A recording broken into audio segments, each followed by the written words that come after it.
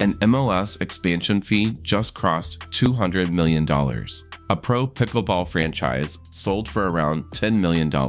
Same country, same sport entertainment category, fraction of the cost. So what do the smart sports business people know that casual fans don't? Right now, there are 5 sports assets sitting in plain sight, priced like they're nothing, but built underneath like something worth 10 times the entry point. We're running each one through the CEO scorecard, revenue waterfall, growth metrics, real risks, so you know exactly what you're looking at. The AZ Drive sale set the benchmark, a controlling stake in a pro pickleball franchise at around $10 million. That number makes most investors laugh. They picture retirement communities and plastic paddles, and they move on. That's the same thing that happens when most people walk past the Kirkland jeans at Costco. They see the label and skip the construction underneath. Here's the construction. The United Pickleball Association, the unified pro league combining the PPA Tour and Major League Pickleball, is targeting $100 million plus in annual revenue within 3 to 4 years. They're currently tracking that path. The league pulled in around $46.6 million in 2024, jumped to roughly $60 million in 2025, and projects $74 million for 2026. That's not a fad trajectory, that's a compounding revenue curve. Run the waterfall. Sponsorship anchors the top. It's roughly half of all league revenue and grew 50% year over year, with more than 50 sponsors on board, including multi-year, multi-million-dollar deals. Ticket revenue was up 84%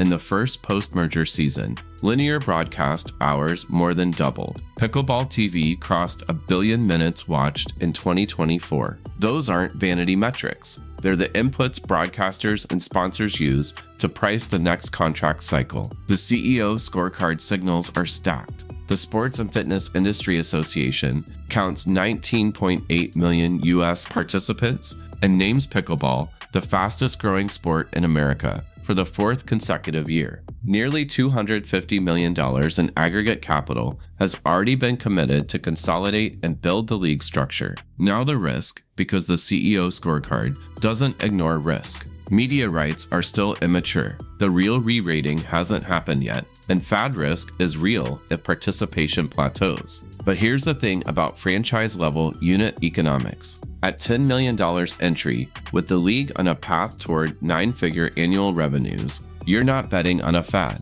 You're buying in before the media rights cycle catches up to the participation numbers. The multiple that stops people cold is 13 to 14 times revenue. That's where WNBA franchises are trading right now, and that number is higher than the NFL, NBA, and MLB on the same metric. Most people read that and walk away. Overpriced. Moving on. That's the wrong read. A high revenue multiple on a sports property doesn't mean expensive the way it means expensive for a mature, cash-flowing business. It means the market is pricing growth, not current earnings. And the growth case for the WNBA is one of the clearest in sports business right now. Viewership has nearly tripled since 2020.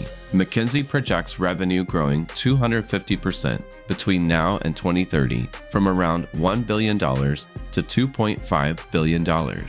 4 consecutive years of record attendance. Over 1 million square feet of dedicated practice facilities either built or under construction. These aren't projections someone typed into a deck. They're compounding data points across every demand indicator at once. The asset you're actually buying is the monetization gap. Attendance is up, viewership is up, social engagement is up, but commercial revenue hasn't caught up yet. That gap between interest and dollars is exactly what investors are pricing in to the multiple. The WNBA is structurally similar to what Uniqlo built in retail. Most people see the price and assume it's basic, but the engineering underneath, the proprietary audience, the media infrastructure, the brand deals getting done right now is running far ahead of what the surface number suggests. The hard financial trigger is the media rights cycle running from 2027 to 2031. That's when the re-rating happens in full. Investors getting in now are buying ahead of a contract cycle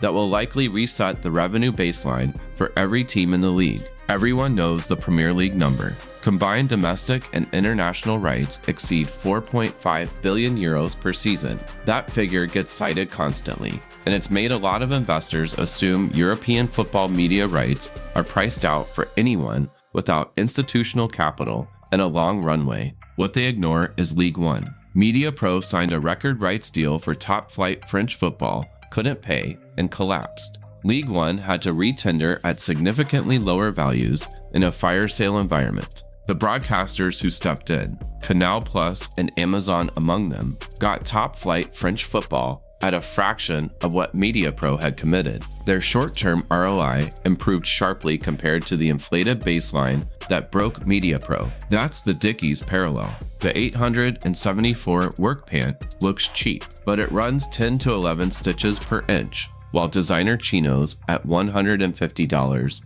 run 7 to 8. Tier 2 European rights look unsexy, but the construction spec, audience size, match inventory, international growth potential rivals properties charging 3 or 4 times the price. The La Liga CVC deal built the template everyone's now copying. Private equity monetized decades of future media revenue upfront. Clubs got immediate capital, and the model is being replicated across Serie A and League One.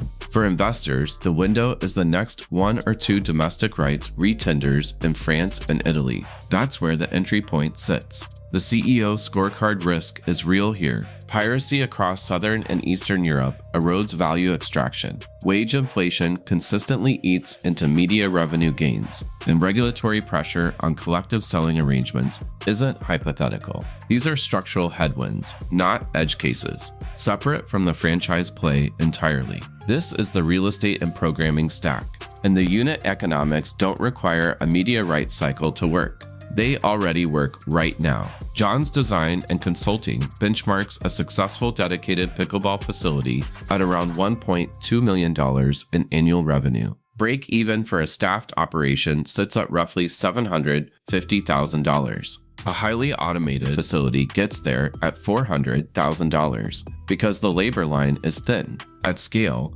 operating margin runs about 20%. Those numbers exist today, not in a projection model for 2029. The revenue waterfall for a facility is simple and durable. Memberships and court reservations anchor the base. Then programming, leagues, clinics, tournaments, corporate events drives roughly 40% of total revenue. And it's the highest margin layer because it fills non-peak hours without adding proportional cost. Every league you run increases utilization across hours that would otherwise sit empty. Every member who joins a league has higher lifetime value across every other revenue line the facility runs. Nobody talks about this at the institutional level, which is exactly the point. The operators who understand the model are running 3 to 5 courts in mid-sized markets and compounding quietly. That's the Land's End dynamic. The men who know buy 6 shirts at a time while everyone else walks past. Facility operators who know the unit economics are buying courts the same way. The CEO scorecard edition here is co-branding with the Pro League structure. Facilities that run UPA or MLP watch parties and host qualifier events command premium membership pricing and see measurably higher retention. You're not just selling court time, you're selling access to a professional sports ecosystem at the local level, and that positions the facility differently than a standard fitness or racket club. The compounding mechanic is what makes this the most overlooked entry point on this list. A league member doesn't just renew their court reservation, they buy coaching, they register for travel tournaments, they bring in a corporate group, they refer 2 people who each start the same cycle. Each new member ladders into higher value offerings over time. WSL and Liga F clubs are currently implied at 1 to 3 times current revenues in most standalone valuations, against the 13 to 14 times we looked at for the WNBA. That gap looks almost irrational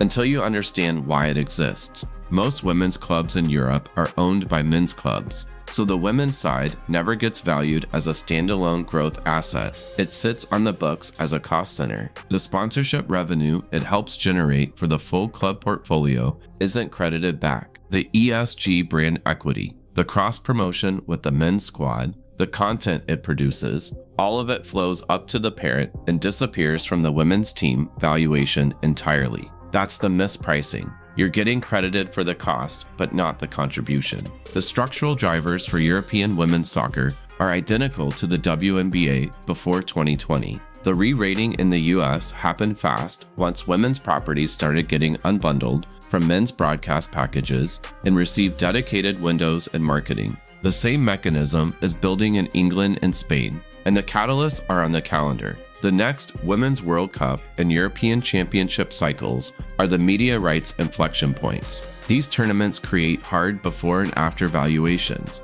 the same way Caitlin Clark created a before and after for the WNBA. The risk here is the most structural of any asset on this list. Governance varies widely across leagues. Some clubs have no independent commercial infrastructure at all, and strategic value that lives inside a men's club is very hard to monetize without the right ownership arrangement and a deliberate unbundling strategy. 5 assets, 1 pattern, interest and fundamentals running ahead of the price, which is exactly how construction quality runs ahead of the label. The CEO scorecard works because it separates what an asset looks like from what it actually earns. And right now, these 5 look cheap, but earn like something else. If you want to understand the mechanism behind all of this, watch the next video on how sports media rights actually get priced. Subscribe if this breakdown was useful.